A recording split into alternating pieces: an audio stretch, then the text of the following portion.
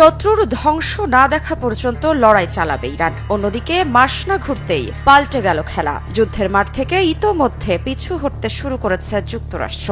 তবে কি খেলা ঘুরে গেছে? ইরান কি এবার চূড়ান্ত আঘাতের প্রস্তুতি নিচ্ছে?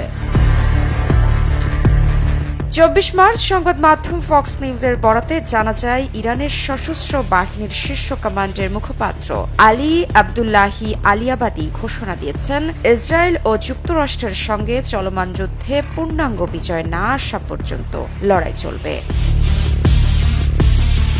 ইরানের সামরিক বাহিনীর খাতাম আল আম্বিয়া সেন্ট্রাল হেডকোয়ার্টার্সের কর্মকর্তা মেজর জেনারেল আলী আবদুল্লাহি আলিয়াবাদীর এই মন্তব্য দেশটির রাষ্ট্রীয় টেলিভিশনে প্রচার করা হয়েছে। তিনি জানান, ইরানের অখণ্ডতা রক্ষায় দেশটির শক্তিশালী সশস্ত্র বাহিনী অবিচল। পূর্ণাঙ্গ বিজয় অর্জিত না হওয়া পর্যন্ত এই পথ চলা অব্যাহত থাকবে। তবে পূর্ণাঙ্গ বিজয় বলতে ঠিক কি বোঝাতে চেয়েছেন তা তিনি স্পষ্ট করেননি। তবে যুক্তরাষ্ট্রের সঙ্গে সম্ভাব্য আলোচনায় কোনো ধরনের ছাড় না দেওয়ার বিষয়ে সতর্ক করতেই ইরানি সামরিক বাহিনীর অবস্থানের বিষয়ে তিনি ধারণা দিয়েছেন বলে মনে করা হচ্ছে।